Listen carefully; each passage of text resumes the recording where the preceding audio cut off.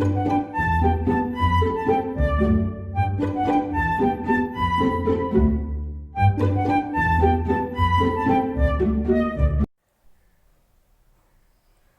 very warm welcome to all my students. आज हम metals and non metals की properties को डिस्कस करने जा रहे हैं. जैसा कि आप अपनी स्क्रीन पर देख रहे हैं, यहाँ पर मेटल्स एंड नॉन मेटल्स की कुछ प्रॉपर्टीज़ यहाँ पे दी हुई हैं. पहले हम उनको बस उनका नाम पढ़ेंगे, उसके बाद हम उसको डीपली समझेंगे कि वो प्रॉपर्टीज़ क्या होती हैं. पहला पॉइंट देखिए, मेटल्स में they are lustrous, they are good conductors, they have a high melting point, high density, they are malleable, ductile, they are usually solid at room temperature, they are opaque as thin sheet, they are sonorous. Now moving on to the non-metals, they are dull, poor conductor, non-ductile, brittle means weak, may be solid, liquid or gases at the room temperature, they are transparent as the thin sheet, they are not opaque but rather they are transparent. They are not sonorous. So ये basic सा था. अब हम इसको deeply समझेंगे कि क्या क्या प्रॉपर्टीज़ होती हैं. Okay, moving on. First of all we will discuss the metal physical properties. Number 1 है दे आर लस्ट्रस, शाइनी, यानी उनमें एक चमक होती है. सबसे बेस्ट एग्जाम्पल हो जाएगा इसका हमारा फेवरेट जो हमें गोल्ड, हमने देखा ही होगा कहीं ना कहीं, वो एक अलग ही शाइन देता है. या फिर आपके घर के बर्तन जब उनको अच्छे से हम वॉश करते हैं तो वो एक अलग सी शाइन देते हैं. जो बर्तन ब्रास, स्टील या आयरन के बने होते हैं. ठीक है, तो पहला प्रॉपर्टी है दे आर लस्ट्रस.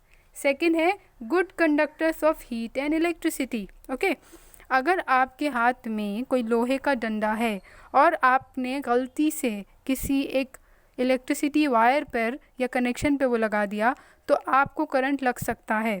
ठीक है, अगर वही लकड़ी का डंडा बन जाए तो आपको करंट नहीं लगेगा. ये बात आती है कंडक्टर की. कंडक्टर यानी कि एक रास्ता. Good conductor of heat and electricity क्या करते हैं? ये हीट और इलेक्ट्रिसिटी को पास ऑन करने की कैपेबिलिटी रखते हैं. ठीक है, तो the metals are good conductor of heat and electricity.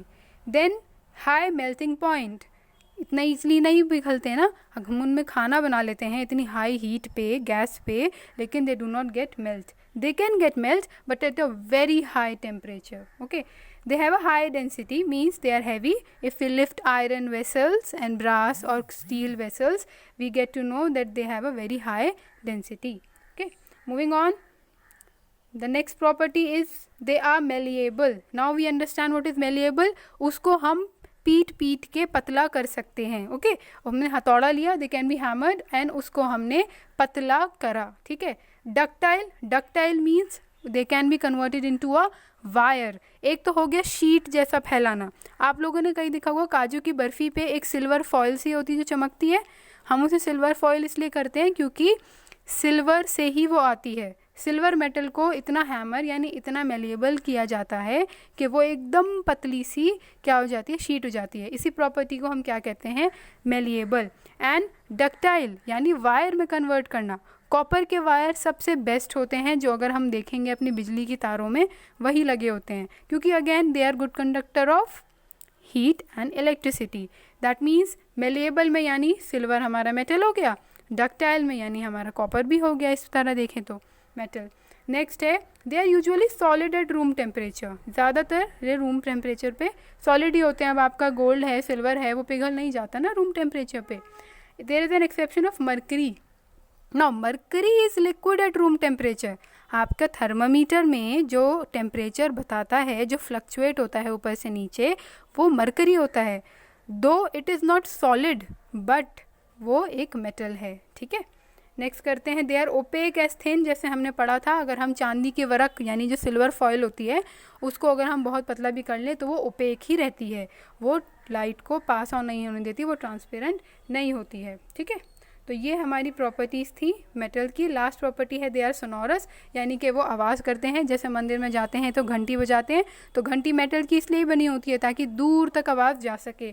तो मेटल की क्या एक प्रॉपर्टी हो गई, दे आर सोनोरस. ये बेल लाइक साउंड, एको क्रिएट करते हैं जो दूर तक ट्रैवल करती है वेव. ठीक है, अब हम नेक्स्ट प्रॉपर्टी पढ़ेंगे हम अपनी नॉन मेटल्स की. ठीक है, तो नॉन मेटल की क्या होती है, they are totally opposite, they are non lustrous, उनमें ज़्यादा चमक नहीं होती है, they are poor conductor of heat and electricity. आप प्लास्टिक देख लो, ग्लास देख लो, आप ये वुड देख लो, चमकते नहीं हैं, है ना, पुअर कंडक्टर हैं हीट के।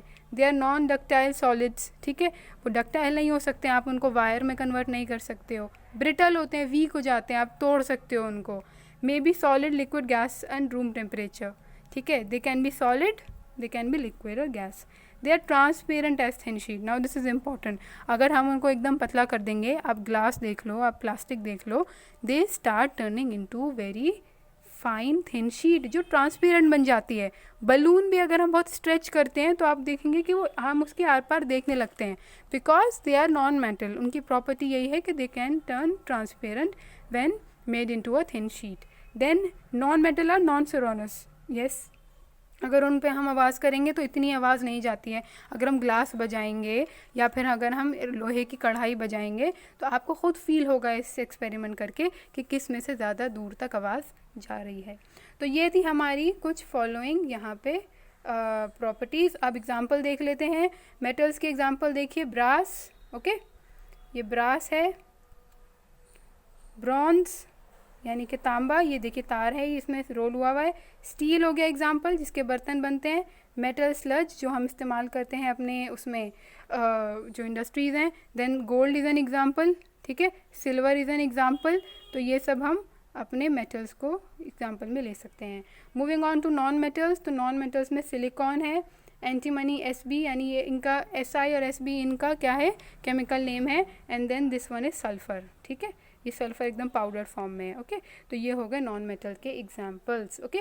तो ये था हमारा आज का chapter, science, metals and non metals के बीच का डिफरेंस। आई होप आपको ये चैप्टर अच्छा लगा हो, और ऐसे ही कॉन्सेप्ट समझने के लिए इस चैनल को सब्सक्राइब करिए, ओके। तो सी यू नेक्स्ट क्लास।